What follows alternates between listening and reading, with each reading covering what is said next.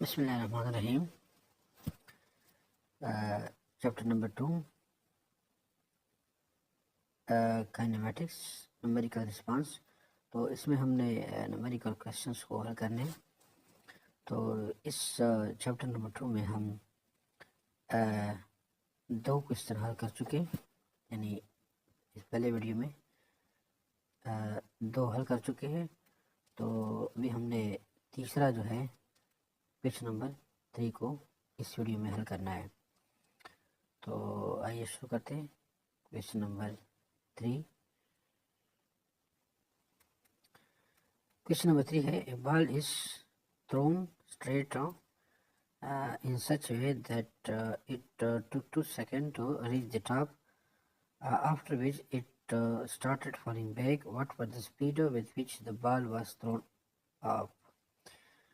तो ये बता रहे कि हमारे पास एक बाल है, कहते हमने इसको ऊपर फेंक दिया हाइट पे। तो हाइट पर पहुंचने के बाद यानी इसको 2 सेकंड लग गए। हाइट पर पहुंचने के लिए इनको बाल्स को 2 सेकंड का टाइम लग गया। अब कहते बाल यहाँ पर पहुंच गया। पहुंचने के बाद फिर बाल जो है दोबारा वापस यानी गिरना शुरू हो गया। तो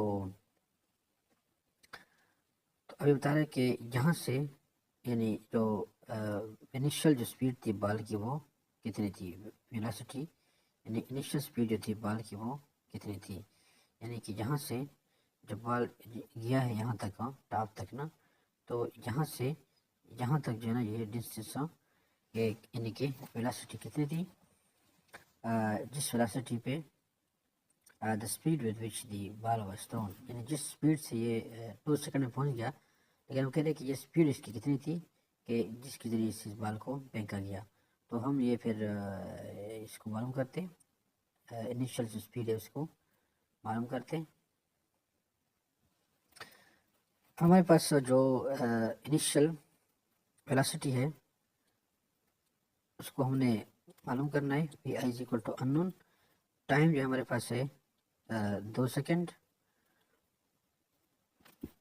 उसके बाद हमारे पास जो फाइनल वेलोसिटी है वो है 0, क्योंकि बाल जब टॉप पर पहुंच जाता है तो वहाँ पर रुक जाता है और उसकी जो फाइनल वेलोसिटी है वो 0 हो जाती है। उसके बाद हमारे पास जो ग्रेविटेशनल एक्सेलरेशन है उसकी कीमत है 9.8 मीटर पर सेकंड स्क्वायर। तो लेकिन यहाँ पर ये एक पॉइंट है कि जो ग्रेविटेशनल एक्सेलरेशन है, अगर बाल ऊपर की तरफ जा रहा हो तो ये अगेंस्ट ग्रेविटी, तो ये फिर माइनस में होती है। इसकी जो ग्रेविटेशनल एक्सेलरेशन है ये माइनस में होती है। और अगर यानी ये क्या है, अगेंस्ट ग्रेविटेशनल फोर्स है, ग्रेविटेशनल फोर्स ग्रेविटी, या कहते हैं अगेंस्ट ग्रेविटी जब ये, तो ये माइनस में होती है। अगर ये ऊपर से नीचे की तरफ बाल आ रहा है तो इसकी जो ग्रेविटेशनल एक्सेलरेशन होती है वो 9.8 मीटर पर सेकंड स्क्वायर होती है, यानी कि ये प्लस में होती है कि ये अगेंस्ट ग्रेविटी नहीं बल्कि ग्रेविटी की तरफ आ रहा होता है।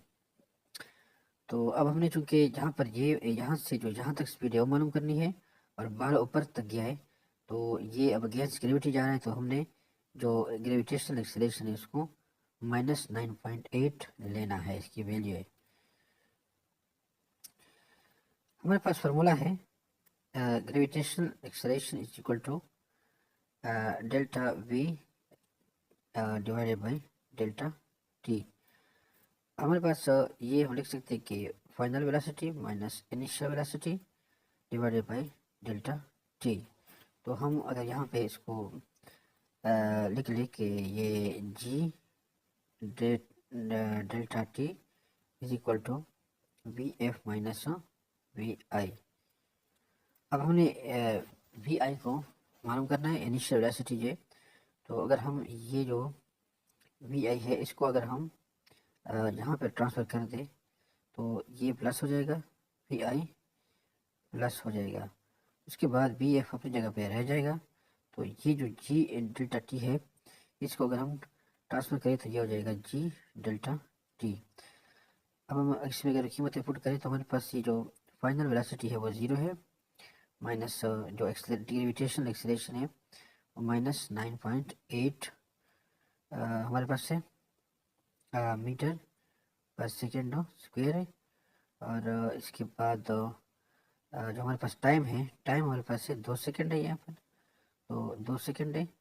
तो अगर हम इसको मल्टीप्लाई करें तो ये बन जाता है 19 माइनस, अब यहाँ पर ये जो निशान है और ये जो माइनस का है ये प्लस हो जाएगा, तो प्लस यहाँ पर हो जाएगा 19.6। यहाँ पर सेकंड है, तो ये जो सेकंड है ये यानी कि एक एस के साथ काट जाएगा, तो यहाँ पर हमारे पास हो जाएगा 19.6 मीटर पर सेकंड। ये उसकी जो इनिशियल वेलोसिटी है हमारे पास आ जाएगी। तो इस तरीके से हम किसी ऑब्जेक्ट की स्पीड को मालूम कर सकते हैं जो अगेंस्ट ग्रेविटी जा रहा हो।